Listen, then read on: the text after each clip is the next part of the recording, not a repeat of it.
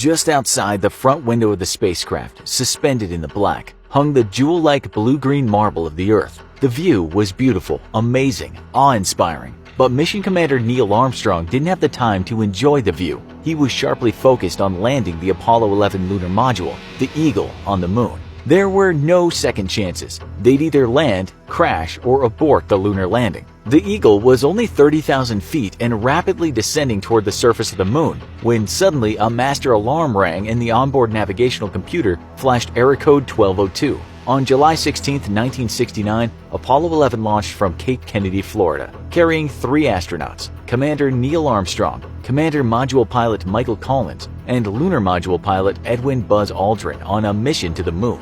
Once Apollo 11 reached the moon and entered lunar orbit, the lunar module named the Eagle undocked from the command and service modules, which formed the Columbia. The spacecraft then made a carefully controlled descent to land on the moon. After the Eagle touched down at 2017 UTC on July 20, 1969, 650 million people worldwide watched their TVs in awe as Commander Armstrong took humanity's first step on the moon. The moon landing has become the stuff of legend, immortalized in photographs and movies. To many, it seemed like the trip to the moon was an amazing success, carried out by brave astronauts with ease. However, behind the scenes, Mission Control in Houston and the astronaut crew had to troubleshoot various hazards in real time throughout the historic mission. Here are 7 different ways the astronauts of the Apollo 11 mission almost didn't make it home. Number 1. Imagine being crammed into a tiny spacecraft with only 160 cubic feet of livable space, 7.5 minutes from the surface of the moon, and your navigational computer throws up an unknown error code. That's exactly what happened. Armstrong was preparing to land the Eagle on the moon when the Apollo guidance computer, the AGC, suddenly displayed error code 1202. The AGC was a technological marvel for its time. It was fairly compact, weighing only 70.1 pounds and requiring 70 watts at 28 volts DC. The computer was central to the mission, especially landing. Among other tasks, it managed navigation, velocity, altitude, and engine performance data. It also constantly adjusted the abort trajectory, prepared to shoot the crew back into orbit should something force an abort. Neither Armstrong nor his co-astronaut Aldrin knew what error code 1202 was. He had never even seen it during the many simulated moon landings he had done during training. Armstrong alerted Houston and they told him to ignore the error code and proceed with the mission. The computer system ended up triggering error code 1202 a nerve-wracking 4 times and 1201 once. As it turns out, the computer was being overloaded with too many commands from a radar system and was running out of memory. Number 2. Around the same time that the navigational computer was flashing overload error codes, the astronauts had another serious problem on their hands. About 9 minutes before the Eagle was set to touch down on the surface of the moon, Armstrong realized that they were going to overshoot their carefully chosen landing site. He estimated they'd miss by approximately 3 miles, which was a good guess. They actually missed it by 4. When the Eagle undocked from the Columbia, unvented residual pressure inside the tunnel that connected the 2 spacecrafts gave the Eagle an additional boost as it separated. Though slight, the extra push put the Eagle out of range of the desired landing site. The moon is covered with craters and rocks, and the planned landing site was relatively smooth. Worse yet, the lunar module was burning fuel quicker than expected. Soon, Houston alerted the Eagle that they only had 60 seconds of fuel left before they'd have to abort the mission.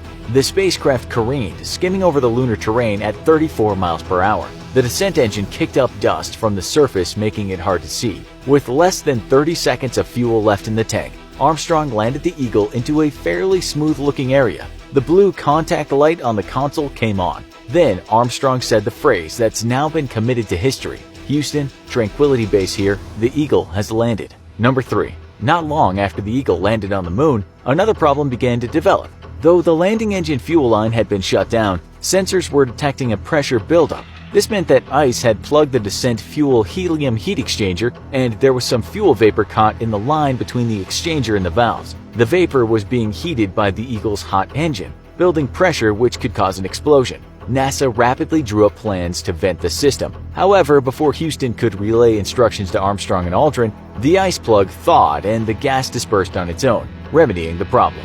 Number 4. Another hazard that could have prevented the astronauts from successfully completing their mission to the moon and returning home was simply an unknown. NASA didn't know how stable the surface of the moon was. The Eagle being able to land firmly on Tranquility Bay was a good sign. However, did a thin layer of moon dust cover jagged shards of rock that could cause an injury to the lander or astronauts? Although the Surveyor landers and other previous robotic missions had studied the lunar surface, it wasn't until Armstrong's iconic footstep onto the gray moon dust that NASA was sure the surface would support EVA, or extravehicular activity. As it turns out, lunar dust is dangerous, mainly due to its abrasiveness. Lunar dust has been created over billions of years by meteorite impacts. However, the moon lacks processes that would grind down these tiny particles into smoother shapes. Astronauts from various missions report tiny shards of rock permeating lunar module interiors, jamming zippers, and even penetrating layers of protective spacesuit material. Lunar dust travels ballistically because there's no atmosphere on the moon, and it will stick to anything. Number 5. A broken switch almost trapped the astronauts on the moon. No one knows exactly how the switch broke, but Aldrin is fairly certain that it happened after he and Armstrong re-entered the Eagle following their 2.5-hour walk on the moon.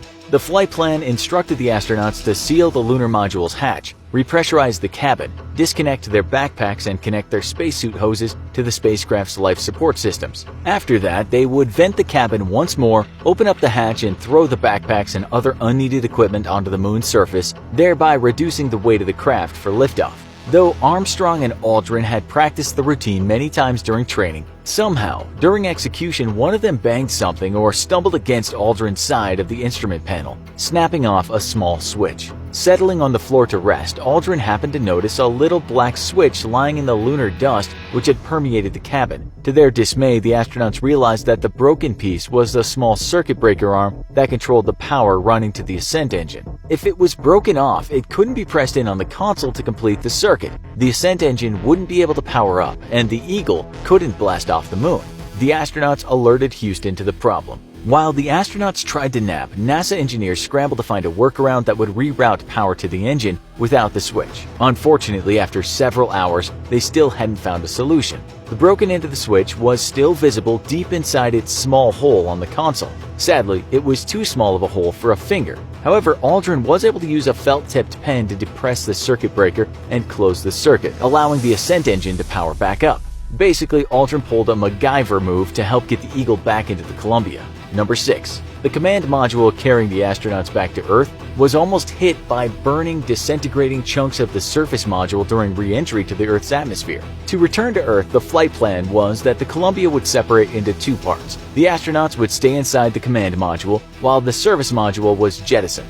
Once safely away, the command module would position itself so the heat shield was facing towards Earth's atmosphere. As the command module descended to the lower atmosphere, the parachute would deploy, slowing the spacecraft and leading to a splashdown in the Pacific Ocean approximately 5 minutes later. Meanwhile, the service module would break apart and burn up while entering Earth's atmosphere. To prevent any debris from the service module accidentally colliding with the command module and injuring or even killing the astronauts, the service module was supposed to perform a series of thrust maneuvers to move it away from the re-entry path of the command module. In fact, by shifting the service module to a significantly different trajectory, its orbit would change and it wouldn't even re-enter the Earth's atmosphere at the same time as the command module. However, the thrust maneuvers of the service module failed, and both modules from the Apollo 11 mission followed the same re-entry trajectory. Luckily, no debris from the disintegrating service module hit the command module, and the astronauts were able to splash down safely. Later, it was realized that there was an error in how the service module was configured to jettison its remaining fuel.